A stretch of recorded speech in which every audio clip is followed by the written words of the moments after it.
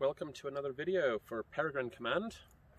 This time we're going over holsters and some of the options that I enjoy using and or have used for many years, and the way that I use them.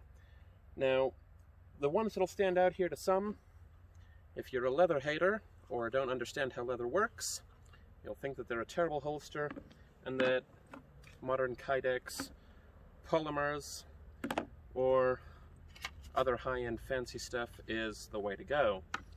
Personally, I tend to prefer leather, but I understand why some people have issues with it. The one I have on my hip right now, the Galco PLE 226 from my Glock 19 Gen 4.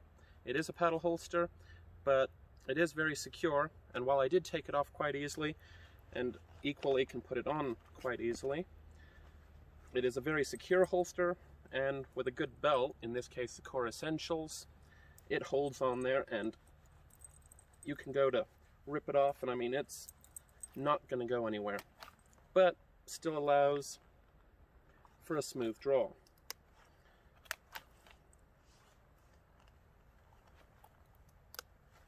Now, a lot of people don't like a holster made out of leather because I think for some reason it's inferior to Kydex. They'll tell you, oh, it flexes, oh, it's gonna fold over and cause the gun to go off and something's gonna get into the trigger. When you have a well-made leather holster like this one, it's an inside the waistband primarily for appendix, made by Blackhawk. It has a heavy-duty steel clip, and I mean, that clip is rather rigid. It has a good design on it because most don't have a good edge, so the belt will sit in there, that goes under the belt, and I mean, you could, I suppose, potentially pull it free, but unlikely.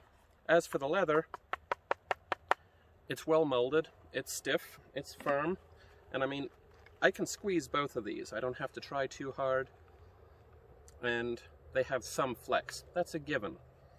But with leather, come back to the pistol, keep in mind, loaded hot, put that in there, it's secure. It's not going to come out in any way, but when you want to go for a draw, nice, smooth, easy draw. As a test, I like to do the two-finger draw, just pinch and hold, and it comes out when you want it to, but it stays in there the rest of the time. The other is, when it comes to molding to your body, I'll go ahead and set that down.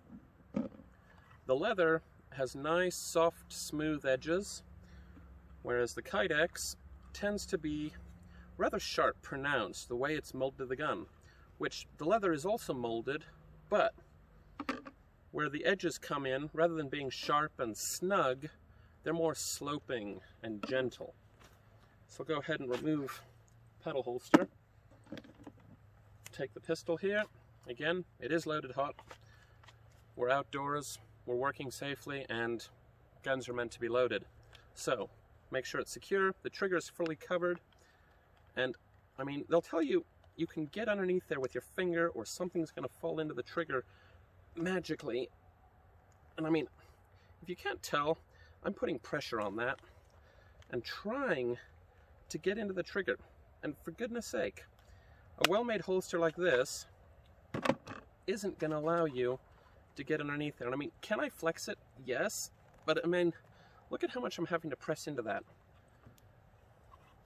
to even get it to flex, but yet it stays open, holds firmly to the pistol, and is easy to get in place. Allows for a nice, smooth draw, and even though it's behind a rather tight belt, my Core Essentials, it stays open, so nice and careful, put it back into the holster, and it stays there. I don't have to worry about, oh my goodness, one of these edges is going to fold over and end up in my trigger guard. Go ahead and set that one down. We have here the DeSantis thumb brake pedal / pancake holster. Depends who you're talking to. I've heard people refer to these as paddle holsters when clearly it's a pancake, has 3 points of attachment. But again, it's specifically molded to the pistol that I have, allows for a nice, easy insertion of the gun, but yet when you want to go for the draw, it's there. Again, it's unsnapped at the moment, but it stays in place until you go to draw. For added security, if you're open carrying or similar, you have that snap, close that on. When you come down on top for a draw, it breaks free. Nice smooth draw.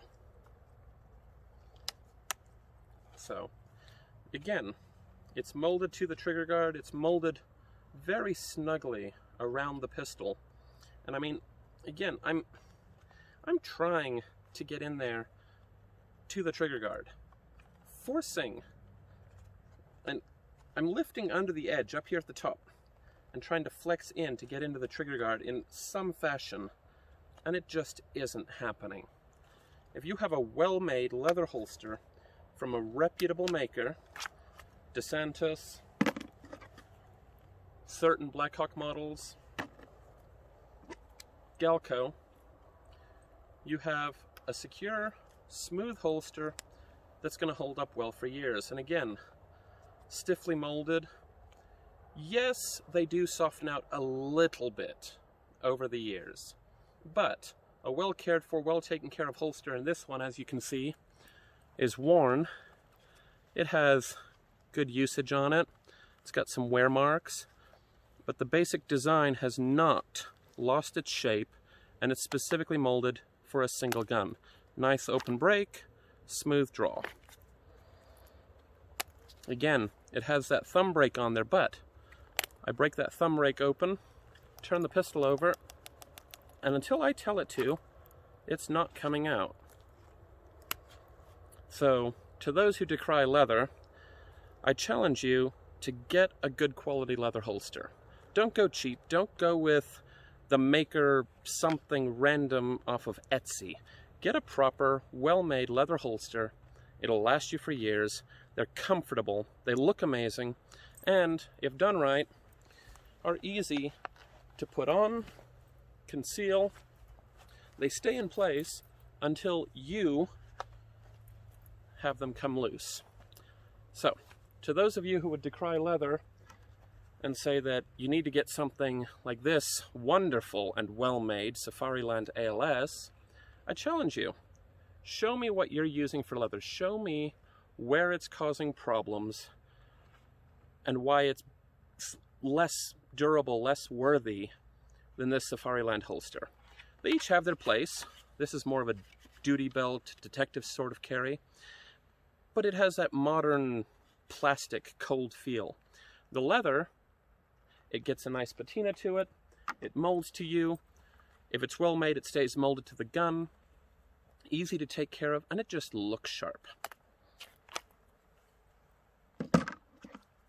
So when you're picking out a holster, if you're picking leather, make sure you're going for a well-known quality maker, and if they're a small maker or someone from your hometown, be sure they know what they're doing.